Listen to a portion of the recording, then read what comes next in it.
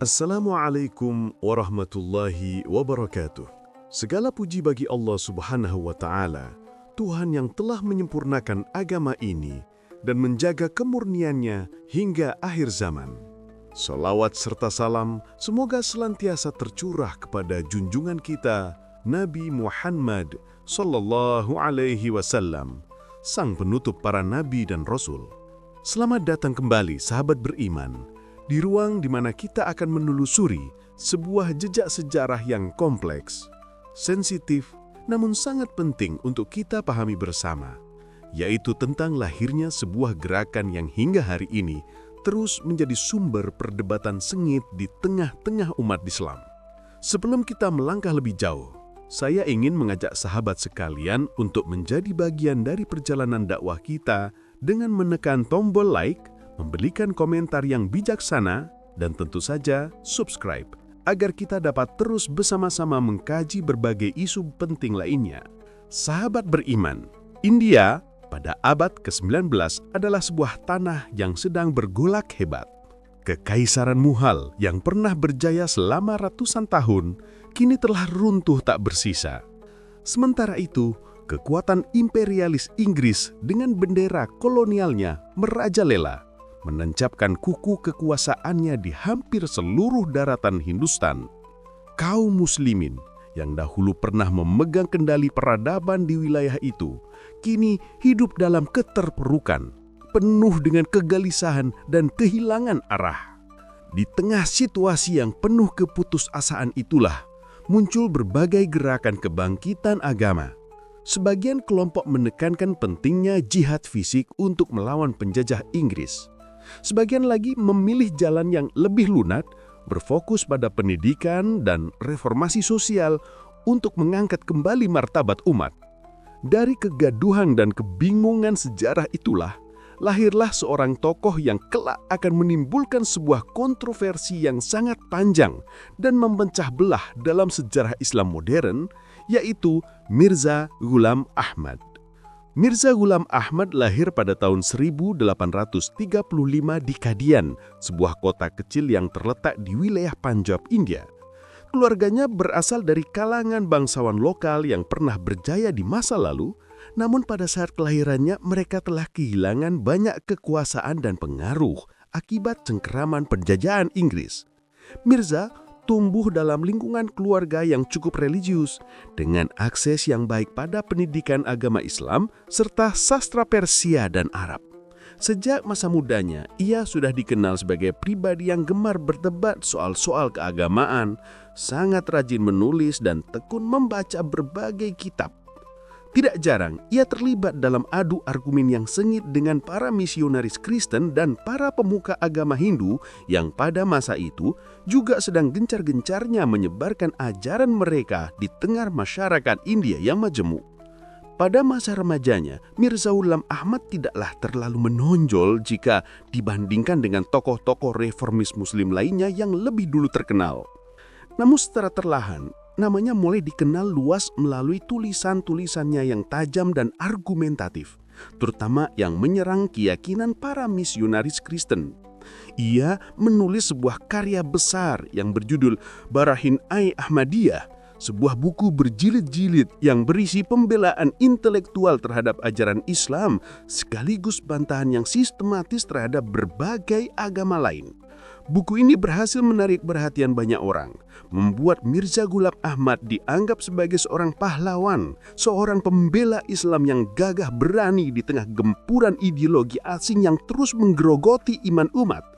Dari sinilah ia mulai memperoleh pengikut dan simpatisan yang setia. Namun di balik citranya yang cemerlang sebagai seorang pembela Islam, benih-benih dari ajaran kontroversialnya mulai tumbuh secara diam-diam. Mirza Ghulam Ahmad mulai mengaku bahwa dirinya mendapatkan ilham atau wahyu langsung dari Allah Subhanahu wa Ta'ala. Ia kemudian menyebut dirinya sebagai seorang mujaddid, yaitu seorang pembaharu agung yang diutus oleh Tuhan untuk abad ke-14 Hijriah. Klaim ini pada awalnya tidak terlalu mengejutkan dan masih bisa diterima oleh sebagian kalangan. Karena dalam sejarah pemikiran Islam, memang ada sebuah tradisi atau keyakinan tentang akan datangnya tokoh-tokoh besar yang dianggap sebagai pembaharu pada setiap pergantian abadnya. Akan tetapi, secara perlahan namun pasti, klaim-klaim Mirza mulai meluas, semakin tinggi, dan akhirnya menembus sebuah batas sakral yang tidak pernah berani dilampaui oleh tokoh-tokoh pembaharu sebelumnya dalam sejarah Islam. Situasi sosial politik di India pada kala itu turut memberikan ruang yang subur bagi tumbuhnya klaim-klaim semacam itu. Umat Islam sedang berada dalam kondisi yang teramat bingung dan terpecah belah. Di satu sisi, ada sebuah gelora semangat untuk melawan penjajah Inggris yang kafir. Namun di sisi yang lain, mereka terpecah oleh perdebatan-perdebatan internal yang tak berusudahan. Sebagian kaum ulama tradisional dengan gigih mengobarkan semangat jihad melawan Inggris. Sebagian lagi kaum elit muslim yang lebih modernis lebih memilih untuk bekerja sama dengan pemerintah kolonial demi mempertahankan kedudukan dan stabilitas. Mirza Ghulam Ahmad justru mengambil satu posisi yang ketiga dan sangat kontroversial. Ia secara terbuka menyatakan bahwa jihad dengan pedang atau perang fisik sudah tidak lagi relevan pada zamannya. Ia menekankan bahwa jihad yang sejati saat ini adalah jihad melawan hawa nafsu, jihad untuk memperkuat iman, serta jihad melalui pena dan dakwah. Pandangan ini tentu saja membuatnya terlihat sangat dekat dengan kepentingan pemerintah Inggris dan kelak akan menimbulkan sebuah tuduhan yang serius bahwa ia adalah produk ciptaan penjajah yang sengaja dimunculkan untuk melemahkan semangat perlawanan kaum muslimin. Seiring dengan bertambahnya jumlah pengikut yang mengelilinginya, klaim-klaim Mirza Ghulam Ahmad menjadi semakin berani dan semakin tinggi. Ia tidak lagi hanya menyebut dirinya sebagai mujaddid. Ia mulai menyebut dirinya sebagai Al-Mahdi yang telah dijanjikan kedatangannya di akhir zaman, lalu juga sebagai Al-Masih atau Mesias yang ditunggu-tunggu kedatangannya oleh umat Kristen. Dan kemudian pada puncaknya, ia menyatakan diri sebagai seorang nabi. Klaim inilah yang pada akhirnya menciptakan sebuah jurang pemisah yang sangat dalam dan tidak mungkin bisa dijembatani lagi antara gerakannya yang kelak akan dikenal sebagai Ahmadiyah dengan akidah Islam arus utama. Namun perlu dicatat, pada tahap-tahap awal pergerakannya, klaim kenabian ini belum diucapkan secara terang-terangan dan terbuka, sehingga masih banyak orang yang menganggap Mirza Ghulam Ahmad hanya sebagai seorang tokoh pembaharu yang sedikit eksentris dan berlebihan. Di kota kelahirannya, di Kadian, para pengikutnya mulai membentuk sebuah komunitas yang eksklusif. Mereka memandang Mirza sebagai seorang pemimpin spiritual tertinggi yang memiliki berbagai karamah dan keistimewaan ilahiyah. Kehidupan mereka, baik secara sosial maupun spiritual, mulai terikat erat dengan ajaran-ajaran khusus dari Mirza yang dalam banyak hal mulai menunjukkan perbedaan yang jelas dari kaum muslimin pada umumnya. Mereka memiliki cara pandang mereka sendiri tentang konsep wahyu, tentang makna kenabian, dan bahkan tentang misi penyelamatan dunia di akhir zaman. Dari titik inilah gerakan Ahmadiyah mulai berakar dan membentuk identitasnya sendiri.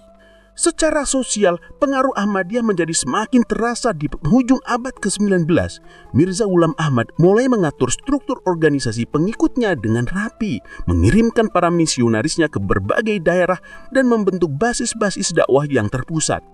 Dari sebuah kota kecil bernama Kadian, para pengikutnya kemudian menyebar ke kota-kota besar lainnya di India, bahkan hingga ke luar negeri.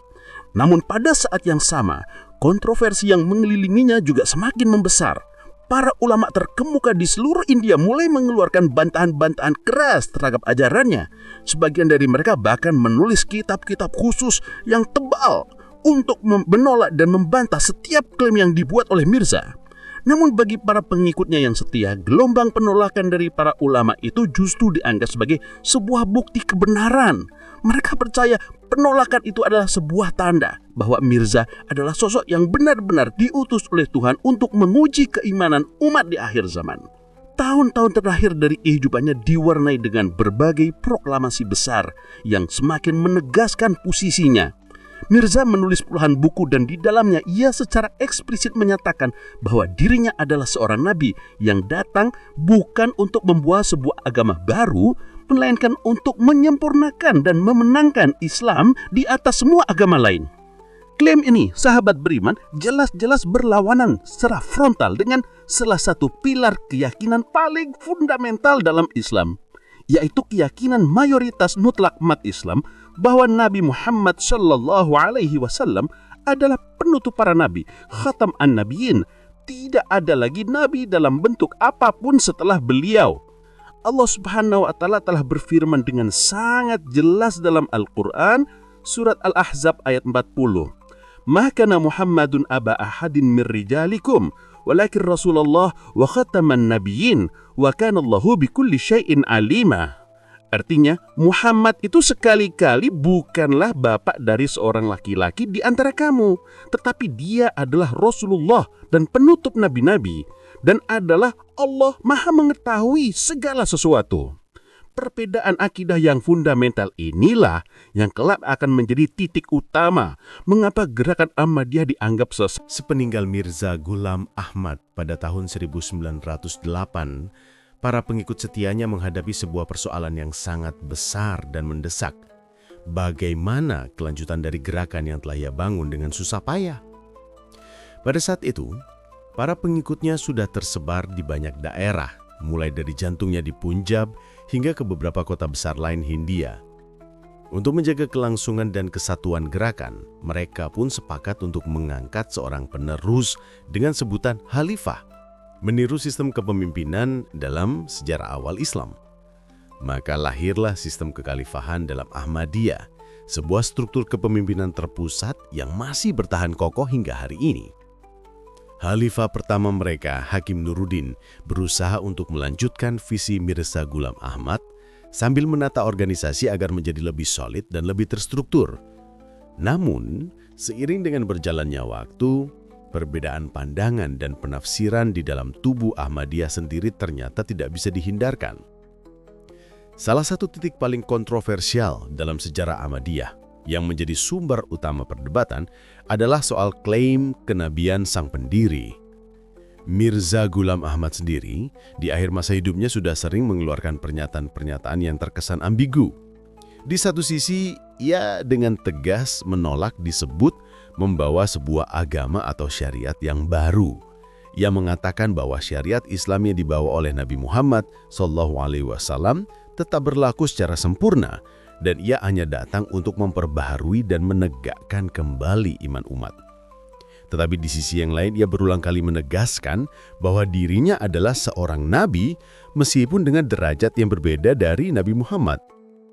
Ia menyebut dirinya sebagai nabi yang datang dalam bayangan dan di bawah pengaruh kenabian Muhammad. Klaim yang rumit dan multitafsir ini tentu tidak bisa diterima oleh mayoritas umat Islam karena ia secara langsung bertentangan dengan keyakinan fundamental bahwa Nabi Muhammad adalah penutup para nabi. Disinilah letak titik pecah yang utama antara Ahmadiyah dan Islam Harus Utama. Ketika klaim kenabian ini mulai diperkuat dan disebarluaskan melalui tulisan-tulisan para pengikutnya, gelombang protes dari kalangan ulama pun semakin membesar. Para ulama terkemuka di seluruh India beramai-ramai mengeluarkan fatwa yang menyatakan Ahmadiyah adalah sebuah aliran sesat. Mereka menegaskan bahwa siapapun yang percaya ada nabi setelah Nabi Muhammad dalam bentuk apapun, maka ia secara otomatis telah keluar dari agama Islam. Kontroversi menjadi semakin panas ketika para pengikut Ahmadiyah mulai menganggap prosesi baiat atau sumpah setia kepada Mirza dan khalifahnya sebagai sebuah bagian yang tak terpisahkan dari keimanan. Hubungan antara umat Islam pada umumnya dengan komunitas Ahmadiyah pun menjadi semakin renggang, bahkan tak jarang memicu konflik terbuka di beberapa daerah. Di tengah suasana yang penuh tekanan dari luar itu, Ahmadiyah sendiri justru mengalami sebuah perpecahan internal yang signifikan. Setelah wafatnya khalifah pertama mereka, para pengikut Ahmadiyah terbelah menjadi dua kelompok besar. Kelompok yang pertama adalah Ahmadiyah Qadian, yang tetap berpusat di kota asal Mirza di Punjab dan menerima sepenuhnya klaim kenabian Mirza Ghulam Ahmad. Mereka percaya bahwa Mirza adalah seorang nabi dalam arti yang sebenarnya, meskipun tidak membawa syariat yang baru. Ia menyebut dirinya sebagai nabi yang datang dalam bayangan dan di bawah pengaruh kenabian Muhammad. Klaim yang rumit dan multitafsir ini tentu tidak bisa diterima oleh mayoritas umat Islam karena ia secara langsung bertentangan dengan keyakinan fundamental bahwa Nabi Muhammad adalah penutup para nabi. Disinilah letak titik pecah yang utama antara Ahmadiyah dan Islam Al-Utama. Ketika klaim kenabian ini mulai diperkuat dan disebarluaskan melalui tulisan-tulisan para pengikutnya, gelombang protes dari kalangan ulama pun semakin membesar. Para ulama terkemuka di seluruh India beramai-ramai mengeluarkan fatwa yang menyatakan Ahmadiyah adalah sebuah aliran sesat. Mereka menegaskan bahwa siapapun yang percaya ada nabi setelah Nabi Muhammad, dalam bentuk apapun, maka ia secara otomatis telah keluar dari agama Islam. Kontroversi menjadi semakin panas ketika para pengikut Ahmadiyah mulai menganggap prosesi baiat atau sumpah setia kepada Mirza dan khalifahnya sebagai sebuah bagian yang tak terpisahkan dari keimanan. Hubungan antara umat Islam pada umumnya dengan komunitas Ahmadiyah pun menjadi semakin renggang, bahkan tak jarang memicu konflik terbuka di beberapa daerah. Di tengah suasana yang penuh tekanan dari luar itu, Ahmadiyah sendiri justru mengalami sebuah perpecahan internal yang signifikan. Setelah wafatnya khalifah pertama mereka, pada pengikut Ahmadiyah terbelah menjadi dua kelompok besar. Kelompok yang pertama adalah Ahmadiyah Qadian, yang tetap berpusat di kota asal Mirza di Punjab, dan menerima sepenuhnya klaim kenabian Mirza Ghulam Ahmad. Mereka percaya bahwa Mirza adalah seorang nabi dalam arti yang sebenarnya, meskipun tidak membawa syariat yang baru. Kelompok ini cenderung lebih militan dan lebih kuat secara organisasi karena mereka memegang teguh struktur kepemimpinan khalifah yang terpusat. Hingga hari ini mereka dikenal sebagai kelompok Ahmadiyah yang terbesar dan paling berpengaruh di dunia. Sementara itu, muncul kelompok kedua yang memisahkan diri dan dikenal sebagai Ahmadiyah Lahore. Mereka menolak untuk menyebut Mirza Ghulam Ahmad sebagai seorang nabi dan hanya mau menganggapnya sebagai seorang mujadid atau pembaharu agung semata. Bagi kelompok Lahore ini, kenabian sudah benar-benar berakhir dan tertutup secara sempurna pada diri Nabi Muhammad, dan Mirza hanyalah sekedar seorang tokoh kunci yang dapat ilham dari Tuhan. Perbedaan penafsiran yang fundamental ini membuat kedua kelompok Ahmadiyah akhirnya berjalan dengan jalur yang berbeda. Ahmadiyah Lahore cenderung lebih lunak dan lebih terbuka dalam berdialog dengan umat Islam yang lain, sedangkan Ahmadiyah Qadian lebih keras dan lebih eksklusif dalam mempertahankan klaim kenabian pendiri mereka. Namun, terlepas dari perbedaan internal di antara mereka itu, di mata umat Islam arus utama, keduanya tetap dianggap sebagai kelompok yang menyimpang dari ajaran Islam yang benar. Hal ini terbukti dari respon dunia Islam secara global. Ulama-ulama besar di Mesir, Hijaz, dan Pakistan satu persatu mengeluarkan fatwa yang menyatakan Ahmadiyah sebagai aliran sesat. Di Mesir, Universitas Al-Azhar menolak keras keberadaan Ahmadiyah dan senantiasa mengingatkan umat agar tidak terpengaruh oleh ajaran mereka. Puncaknya terjadi pada tahun 1974 ketika pemerintah Pakistan yang merupakan tanah kelahiran Ahmadiyah secara resmi menetapkan Ahmadiyah sebagai kelompok non-muslim melalui sebuah amandemen konstitusi. Keputusan ini bukan hanya lahir dari tekanan para ulama, tetapi juga dari tuntutan massa yang terus-menerus mendesak selama puluhan tahun.